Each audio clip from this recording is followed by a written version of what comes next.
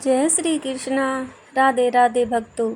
आज मैं आपको सुनाने जा रही हूँ सनातन धर्म से जुड़ी एक अद्भुत भविष्यवाणी जो 2025 के लिए सबसे रहस्यमय और डरावनी मानी जा रही है। भक्तों, हिंदू धर्म में कालखंड को 4 भागों में विभाजित किया गया है: सतयुग, त्रेता युग, द्वापर युग और कलयुग। इन चारों युगों के समांतर हिंदू धर्म में 4 पवित्र धामों की स्थापना भी मानी जाती है: बद्रीनाथ धाम, रामेश्वरम धाम, द्वारका धाम और जगन्नाथ धाम। लेकिन क्या आप जानते हैं कि इन चारों धामों की स्थापना किस युग में हुई थी? इसलिए सबसे पहले मैं आपको यह बताती हूँ। बद्रीनाथ धाम की स्थापना सतयुग में हुई थी। रामेश्वर धाम की स्थापना त्रेता युग में हुई। द्वारका धाम द्वापर युग में स्थापित हुआ और जगन्नाथपुरी धाम की स्थापना कलयुग में हुई। इन चारों धामों में एक बात सामान्य है: इन सभी धामों की स्थापना भगवान विष्णु के विभिन्न अवतारों ने की है। तो आज हम बात कर रहे हैं कलयुग के विशेष धाम जगन्नाथ धाम की। जो भी मनुष्य भगवान जगन्नाथ जी के रथ पर सवार होकर उनके दर्शन करता है, उसे पुनर्जन्म के चक्कर से मुक्ति प्राप्त होती है। जगन्नाथपुरी मंदिर के कई रहस्य हैं, जिनमें से एक भगवान जगन्नाथ की मूर्ति के भीतर धड़कते हुए हृदय का रहस्य है। यह हृदय भगवान कृष्ण का माना जाता है, जो आज भी जीवित है और मूर्तियों के भीतर धड़क रहा है। हर 12 साल में नवकलेवर की रस्म के दौरान मूर्तियों को बदला जाता है, लेकिन इस हृदय को एक मूर्ति से दूसरी मूर्ति में स्थानांतरित किया जाता है। इस प्रक्रिया को बहुत गुप्त रखा जाता है और किसी को भी इसे देखने की अनुमति नहीं है। इसके अतिरिक्त मंदिर के शिखर पर लगा झंडा हमेशा हवा के विपरीत दिशा में लहराता है और इसे हर दिन बदला जाता है, अन्यथा मंदिर 18 साल के लिए बंद हो जाएगा। सृष्टि का निर्माण, संचालन और विनाश त्रिदेवों की जिम्मेदारी होती है। भगवान ब्रह्मा इस ब्रह्मांड का निर्माण करते हैं, भगवान विष्णु इसका संचालन करते हैं और जब यह सृष्टि पाप के भार से असंतुलित हो जाती है, तब भगवान शिव इसका विनाश करते हैं।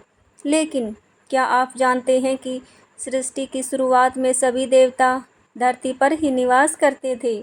भगवान विष्णु बद्रीनाथ में स्नान करते थे, द्वारका में वस्त्र बदलते थे, जगन्नाथपुरी में भोजन करते थे और रामेश्वर में विश्राम करते थे। भगवान शिव कैलाश पर्वत पर अपने परिवार के साथ निवास करते थे। परंतु जैसे जैसे युग बदलते गए, धरती पर पाप की मात्रा भी बढ़ती चली गई। जैसे ही कलयुग का आरंभ हुआ, विनाश की छाया धरती पर मंडराने लगी और एक एक करके सभी देवता भूलोक को छोड़ने लगे। भगवान विष्णु के पृथ्वी से विदा लेने के बाद सृष्टि के संचालन की जिम्मेदारी भगवान जगन्नाथ जी के कंधों पर आ गई। अब जबकि हम कलयुग के अंधकारमय युग में हैं, तो इस समय केवल 2 ही देवता जागृत रूप में हमारे बीच मौजूद हैं। पहले हैं परम शक्तिमान, बुद्धि और बल के प्रतीक श्री हनुमान जी, जो अब भी जीवित हैं, और दूसरे हैं नाथों के नाथ प्रभु श्री जगन्नाथ जी। भगवान जगन्नाथ अन्य सभी देवताओं से भिन्न हैं। वे हमारे ही समान भोजन करते हैं, सोते हैं, खेलते हैं, विश्राम करते हैं और कभी कभी तो वे बीमार भी हो जाते हैं और उन्हें उपचार की आवश्यकता पड़ती है। और सबसे अद्भुत बात यह है कि भगवान जगन्नाथ का पुनर्जन्म भी होता है। लेकिन क्या यह पुनर्जन्म एक संकेत नहीं है? क्या यह इस बात का संकेत नहीं कि कलयुग का अंत निकट है? जब पाप अपने चरम पर पहुंच जाएगा, क्या तब भगवान जगन्नाथपुरी की धरती से उठकर संसार के विनाश की घोषणा करेंगे? क्या वे अपने नेत्रों से सृष्टि का लेखा जोखा कर रहे हैं और उचित समय आने पर इसे एक नई दिशा देने के लिए स्वयं आगे आएंगे। शायद वह समय अब दूर नहीं जब जगन्नाथ धाम से कलयुग के अंत की शुरुआत होगी। आज भी जगन्नाथपुरी में विराजमान भगवान जगन्नाथ अपने नेत्रों से इस संसार को देख रहे हैं और जब समय आएगा तो उनका हर निर्णय इस सृष्टि का भविष्य तय करेगा। जब आप भगवान जगन्नाथ जी को देखेंगे तो आपको यह जानकर आश्चर्य होगा कि उनकी मूर्ति अधूरी है और फिर भी उसकी पूजा होती है। और यह भी चौंकाने वाली बात है क्योंकि हिंदू धर्म में अधूरी मूर्ति की पूजा वर्जित मानी जाती है। परंतु ऐसा क्यों है? भगवान विष्णु के हाथों में सदैव शंख और चक्र होते हैं और इसी प्रकार भगवान जगन्नाथ जी के हाथों में भी शंख और चक्र विराजते हैं। मित्रों, क्या आप जानते हैं कि भगवान जगन्नाथ जी भी एक दिन इस धरती को छोड़ देंगे?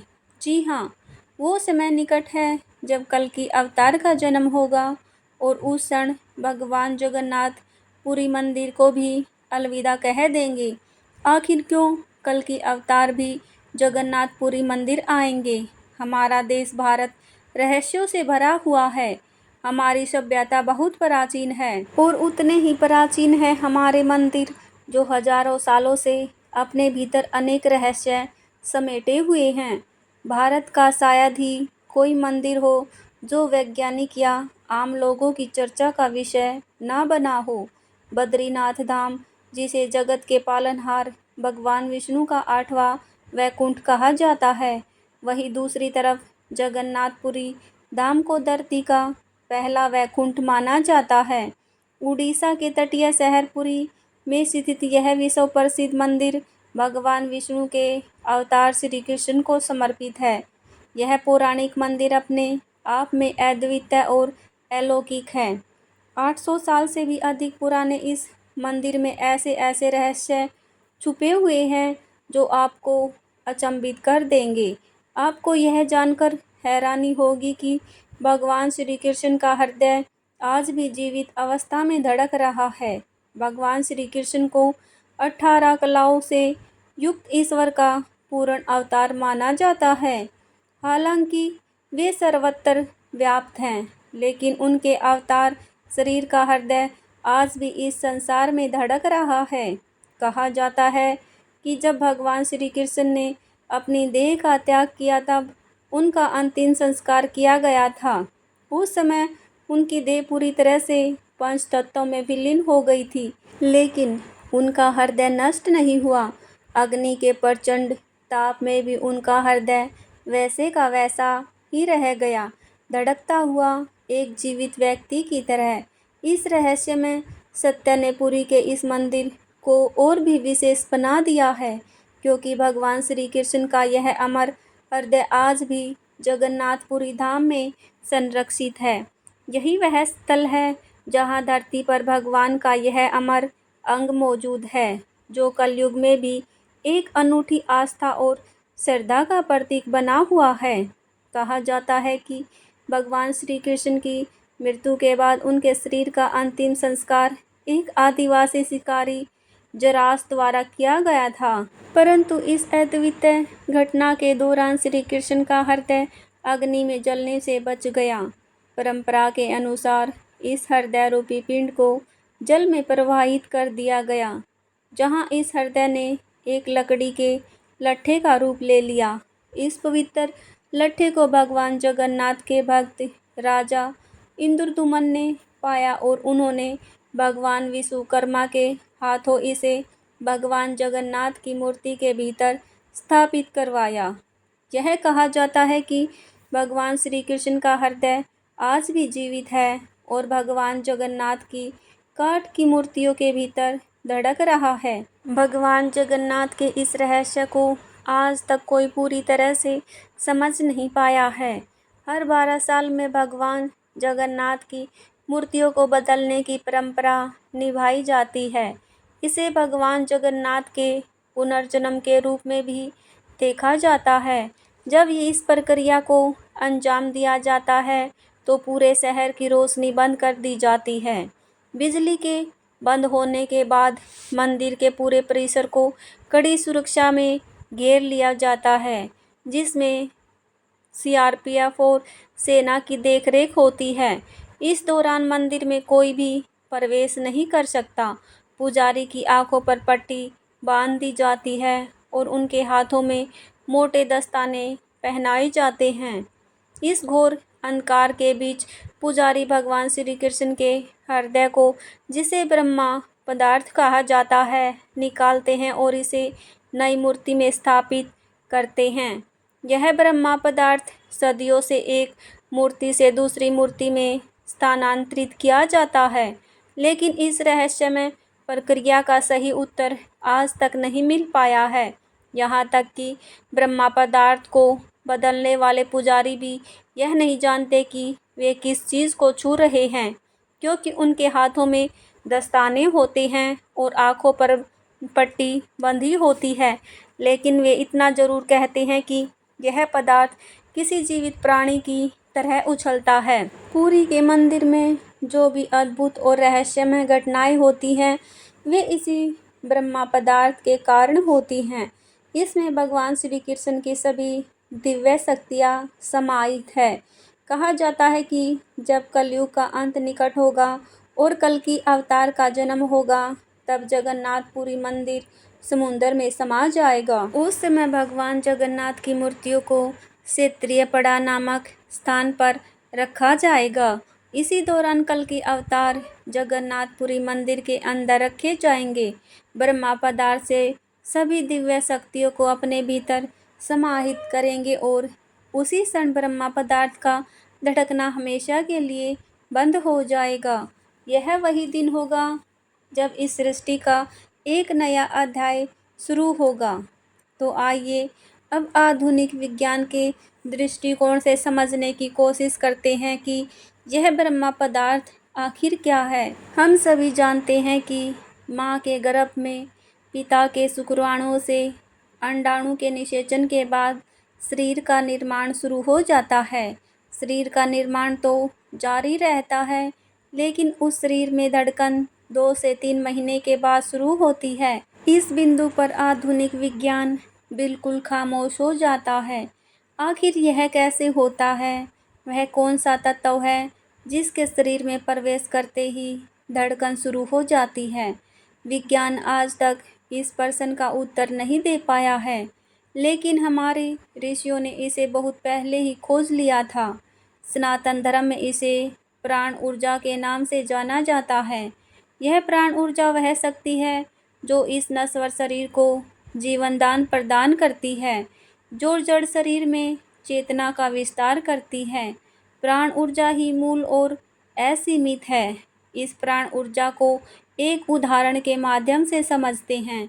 यदि हम शरीर को एक ट्रांसफार्मर मान लें और प्राण ऊर्जा को विद्युत, तो यह शरीर के ऊपर है कि वह 220 वोल्ट की ऊर्जा को ग्रहण करे या फिर 2100 वोल्ट की ऊर्जा को। इस ऊर्जा से शरीर को केवल जीवंतता ही नहीं मिलती, बल्कि आश्चर्यजनक और अचंभित कर देने वाले परिणाम भी देखने को मिलते हैं। हमारे यहाँ तो योगियों ने पहले इस प्राण ऊर्जा को संकलित करके जीवित रहते हुए शरीर से बाहर निकाल जाने की व्यवस्था खोजी है। फिर अपनी मर्जी से शरीर में पुनः प्रवेश का मार्ग भी खोजा, जिसे हम प्रकाया प्रवेश के नाम से जानते हैं। आपने हिमालय की गुफाओं में तपस्या रत योगियों के बारे में ज़रूर सुना होगा, जिनके लिए यह शरीर तपस्या के मार्ग में कभी बाधा नहीं बनता। तो जरा सोचिए, जिन्हें श्री कृष्ण को पूर्ण अवतार माना जाता है, उनकी ऊर्जा की सीमा क्या रही होगी। विज्ञान भले ही इस रहस्य को पूरी तरह से ना सुलझा पाया हो, लेकिन हमारे ऋषि मुनियों ने इसे समझा और आत्मसात किया। यह ब्रह्मा पदार्थ जो श्री कृष्ण का जीवित हृदय है, उसी प्राण ऊर्जा का प्रतीक है। यही वह शक्ति है जो भगवान जगन्नाथ की मूर्ति के भीतर समाहित है और जिसकी धड़कन आज भी महसूस की जा सकती है। यह प्राण ऊर्जा सृष्टि की सृजनात्मक ऊर्जा का ही एक अंश है। यह वही शक्ति है जो कलयुग के अंत में कल्कि अवतार के जन्म के साथ संसार को एक नई दिशा देगी। और यही वह दिन होगा जब ब्रह्मा पदार्थ का धड़कना हमेशा के लिए बंद हो जाएगा और यह सृष्टि एक नए अध्याय में प्रवेश करेगी। भक्तों, अब जगन्नाथ मंदिर के एक और अनोखे रहस्य को जान लेते हैं।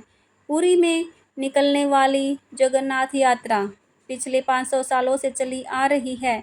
इस यात्रा का वर्णन स्कंद पुराण, नारद पुराण, पद्म पुराण और ब्रह्म पुराण में भी किया जाता है। इस यात्रा में भगवान जगन्नाथ जी, उनके भाई बलभद्र और बहन सुभद्रा जी रथ पर सवार होते हैं। मान्यता है कि जो भी भक्त इस रथ को खींचता है उसे मोक्ष की प्राप्ति होती है। यह यात्रा 9 दिनों तक चलती है। इसमें स्वयं भगवान जगन्नाथ रथ पर बैठकर पूरे नगर का भ्रमण करते हैं। अंत में वे अपनी मौसी के घर गुंडीचा मंदिर पहुंचते हैं। इस रथ यात्रा का एक और रहस्यमयी पहलू है जो हर साल होता है, और वह है बारिश का होना।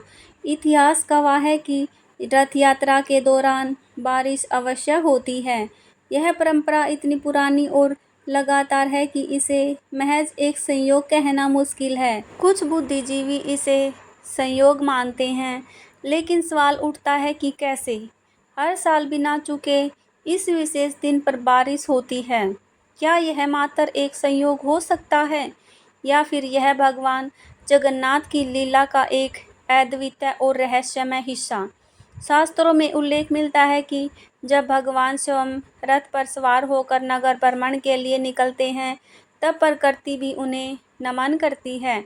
बारिश के रूप में यह नमन भगवान जगन्नाथ की दिव्यता और शक्ति का प्रतीक बन चुका है। इस अनोखी परंपरा ने इस रथ यात्रा को और भी पवित्र और रहस्यमय बना दिया है। सोचिए, 500 वर्षों से बिना रुके हर साल इस यात्रा के दौरान बारिश का होना क्या महज एक संयोग हो सकता है, या फिर यह भगवान जगन्नाथ की एक ऐसी लीला है जो मानव मस्तिष्क से परे है? यह वह रहस्य है जो आज भी अनसुलझा है और हर साल लाखों भक्तों को अपनी ओर आकर्षित करता है।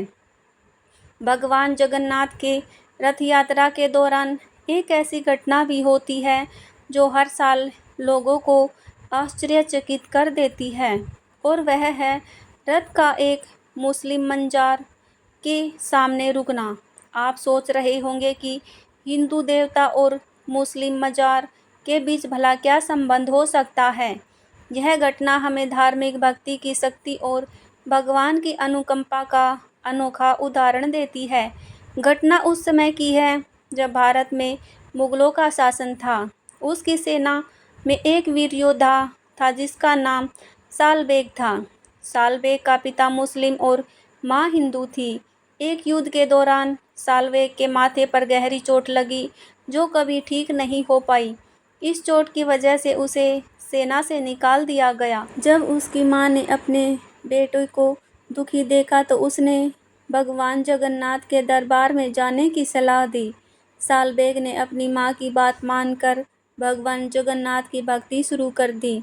उसने अपना सारा ध्यान और श्रद्धा भगवान में लगा दी। उसकी भक्ति से भगवान जगन्नाथ इतने प्रसन्न हुए कि उन्होंने साल बेग के सपने में आकर दर्शन दिए।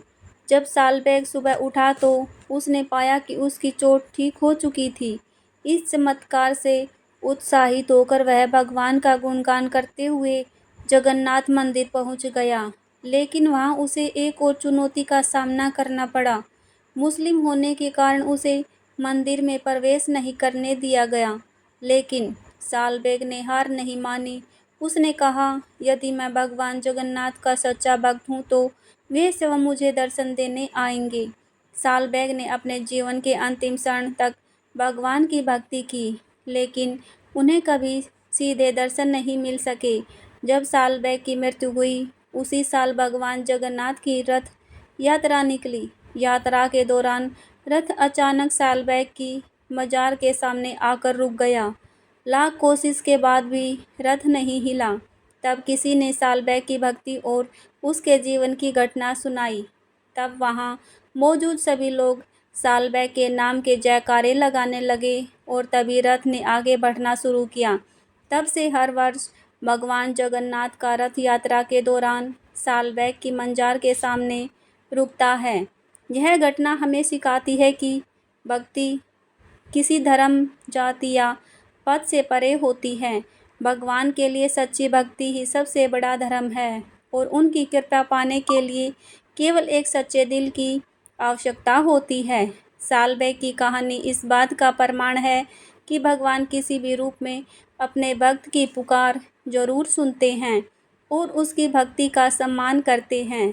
भक्तों, वैसे तो जगन्नाथपुरी का मंदिर अपने कई अद्भुत रहस्यों के लिए प्रसिद्ध है, लेकिन इसमें से एक रहस्य ऐसा है जो हर किसी को हैरान कर देता है और वह है यहाँ का विशाल रसोई घर। यह दुनिया के सबसे बड़े रसोई घरों में से एक है। इस रसोई में हर दिन भगवान जगन्नाथ के लिए प्रसाद तैयार किया जाता है और इसके पीछे छिपी कहानी वाकई में चमत्कारी है।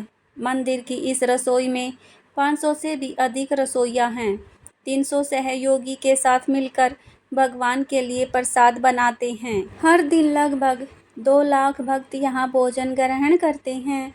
लेकिन इस रसोई की सबसे रहस्यमय बात यह है कि चाहे कितने भी भक्तों की संख्या हो, भोजन कम नहीं पड़ता और ना ही व्यर्थ जाता है। कहते हैं इस रसोई में बनने वाला प्रसाद भले ही कुछ हजार लोगों के लिए ही क्यों ना बना हो, लेकिन यह लाखों लोगों का पेट भरने के लिए पर्याप्त होता है। सुबह से ही श्रद्धालुओं की भीड़ मंदिर में उमड़ने लगती है, लेकिन जैसे जैसे दिन बढ़ता है प्रसाद की मात्रा में कोई कमी नहीं आती। हर एक भक्त को भरपेट प्रसाद मिलता है और शाम होते होते यह प्रसाद भी बिल्कुल ठीक समय पर समाप्त हो जाता है। लोगों का मानना है कि यह भगवान जगन्नाथ का चमत्कार है। यह रसोई न केवल भक्तों की भूख मिटाती है, बल्कि एक दिव्य अनुभव भी प्रदान करती है। इस रसोई का संचालन और यहाँ बनने वाले प्रसाद का रहस्य आज तक कोई नहीं समझ पाया है।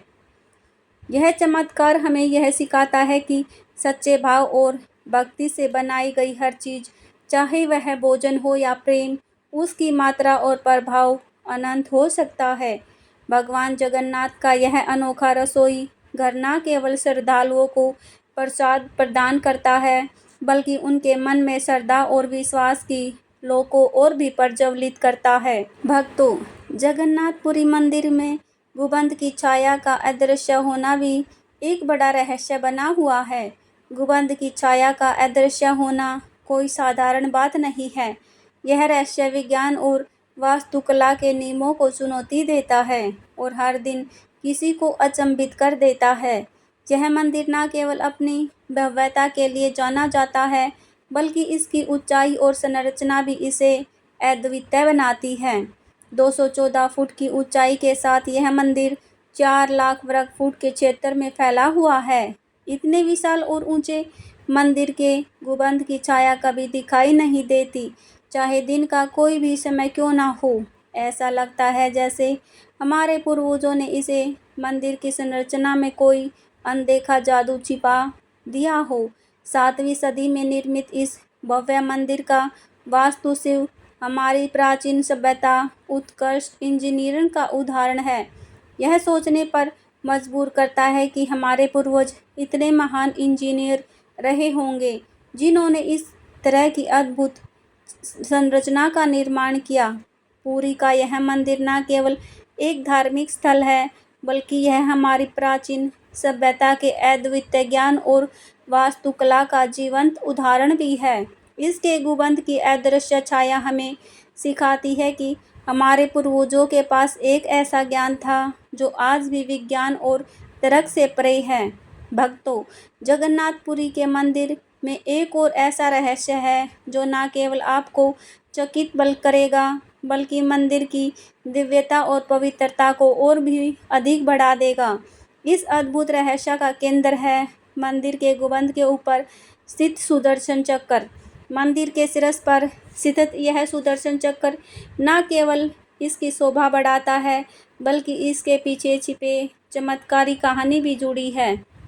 कहा जाता है कि पुरी में आप कहीं भी खड़े हो जाए, आपको मंदिर शीर्ष पर लगे इस सुदर्शन चक्र का दर्शन अवश्य होगा। इस चक्र की बनावट इतनी अद्भुत है कि आप इसे किसी भी दिशा से देखें, हमेशा ऐसा प्रतीत होगा जैसे सुदर्शन चक्र आपके सामने ही है। इसे नील चक्र भी कहा जाता है और यह अष्ट धातु से बना हुआ है, जो इसे बेहद पवित्र और चमत्कारी बनाता है। एक और रहस्यमय बात यह है कि मंदिर के गुंबद के ऊपर से ना कोई पक्षी उड़ता है, ना ही कोई हवाई जहाज इसके ऊपर से गुजर सकता है। ऐसा कहा जाता है कि यदि कोई विमान मंदिर के शिखर के पास उड़ने की कोशिश भी करता है, तो उसका रास्ता अपने आप ही बदल जाता है। मंदिर के शिखर के पास पक्षियों को उड़ते हुए कभी नहीं देखा गया, जो इस स्थान की पवित्रता और रहस्य को और भी गहरा बना देता है। प्रेम से बोलिए जय श्री कृष्णा, जय श्री हरि विष्णु। ऐसे ही और भी आध्यात्मिक और रोचक वीडियो को सुनने के लिए हमारे चैनल धार्मिक टीनी को सब्सक्राइब कर ले। तो मिलते हैं दोस्तों आपको एक और नई कहानी के साथ। तब तक के लिए आप सभी का धन्यवाद। आपको वीडियो कैसा लगा कमेंट में ज़रूर बताएं। वीडियो पसंद आया हो तो वीडियो को लाइक शेयर और चैनल को सब्सक्राइब अवश्य करें।